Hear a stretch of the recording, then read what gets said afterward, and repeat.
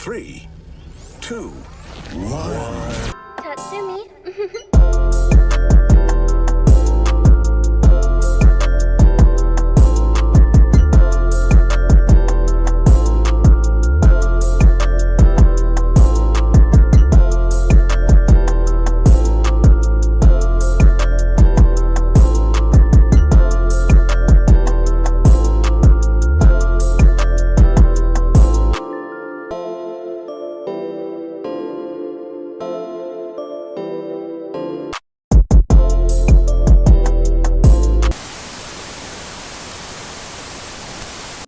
Hello, it's ShadeX, and Netflix's The Midnight Gospel is an important show.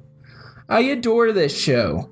What's interesting about this animated series is that it took 7 years for it to be made.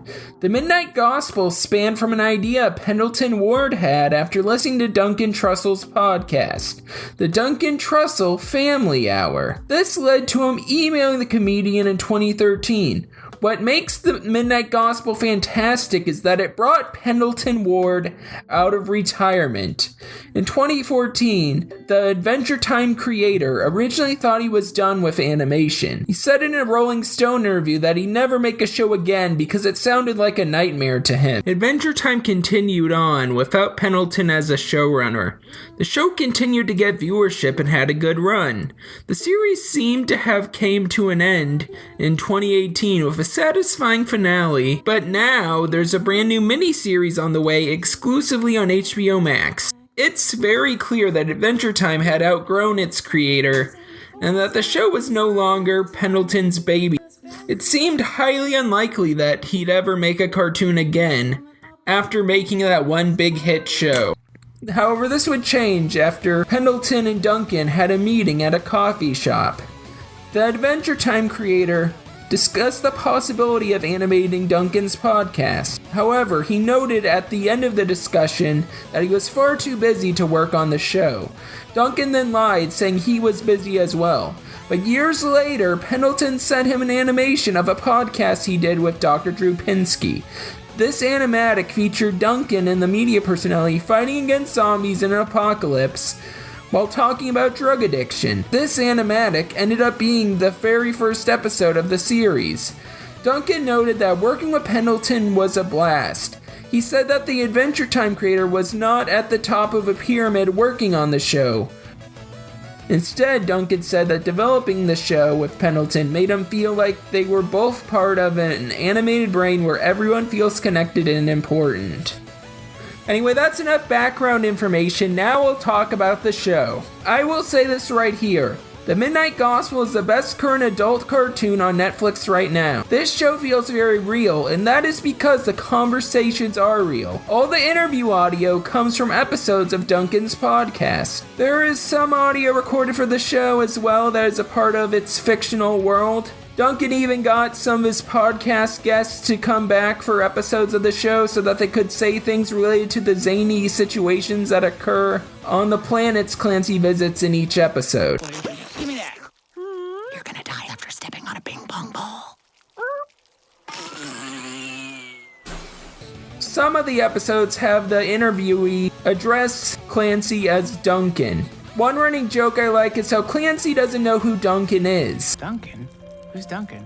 This is great because it allows the podcast discussions to occur mostly unedited. I did not expect how deep this show ended up being. At first, I laughed at the funny scenarios that Clancy went on while using his universe simulator. Episode 1 was a very fun watch. The discussion Clancy has with the president about marijuana legalization, intertwined with a zombie apocalypse, had me chuckle. I just find the concept of people having a chill conversation about drug use while killing zombies hilarious. Speaking of zombies, I find it funny how Pendleton opened Adventure Time with those same monsters in the series premiere, which was Slumber Party Panic. I thought this show would make me laugh, but it also made me cry. The show is very insightful. A lot of topics are discussed on this show.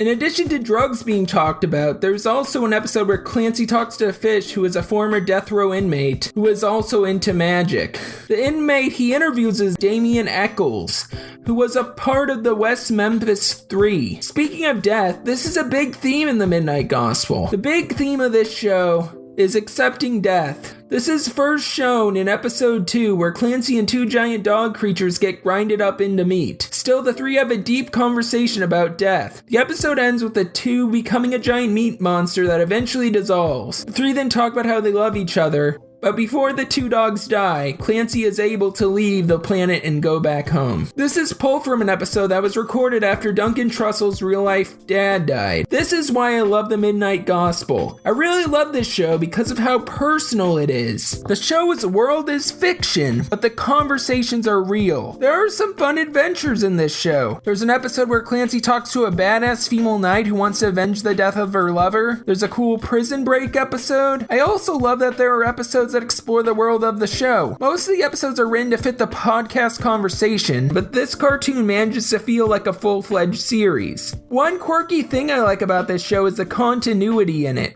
For example, in episode 1, Clancy takes the president's former dog Charlotte along with some shoes home with him. Charlotte then becomes a recurring character in the show. Following episode 1, Clancy always takes shoes with him as a souvenir from the planets he visits throughout the first season. Surprising, episode 6 is mostly an original story, with the interview occurring at the tail end of it. The episode is classic Pendelton Ward, with a bizarre song and funny eccentric characters in the form of Captain Bryce and Clancy's redneck neighbors.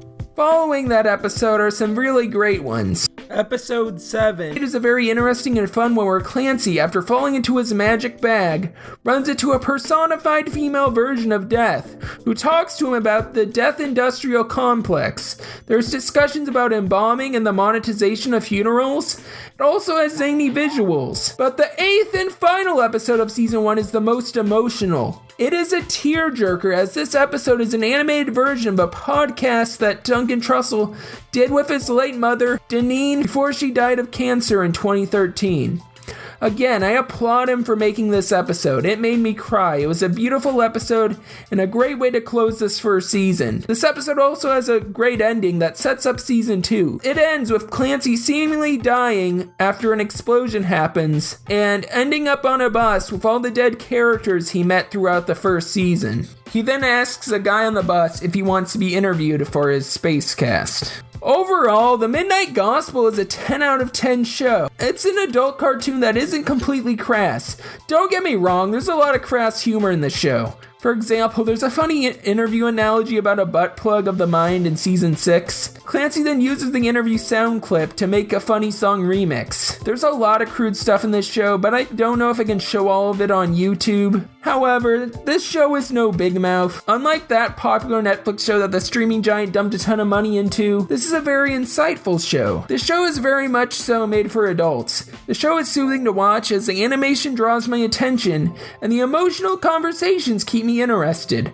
A lot of love was put into this show. I applaud Duncan Trussell and Pendelton Ward for joining forces to make this piece of art. Netflix, please greenlight more seasons of this show. Since Big Mouth will get a total of 6 seasons, you need to give The Midnight Gospel the same treatment. The show isn't too difficult to make, as the show is just an animated podcast. Sure, there's writing here and there, but the heart of the show comes from the conversations that Duncan has with real-life people. The Midnight Gospel is important. I hope people watch this show and give it all the support it deserves. Also, I want to mention that this show's soundtrack slaps. Duncan did his own original music for the show that plays during the credits of each episode. There needs to be an official release of this music. Anyway, this has been ShadeX, and I hope you all feel nothing but good vibes.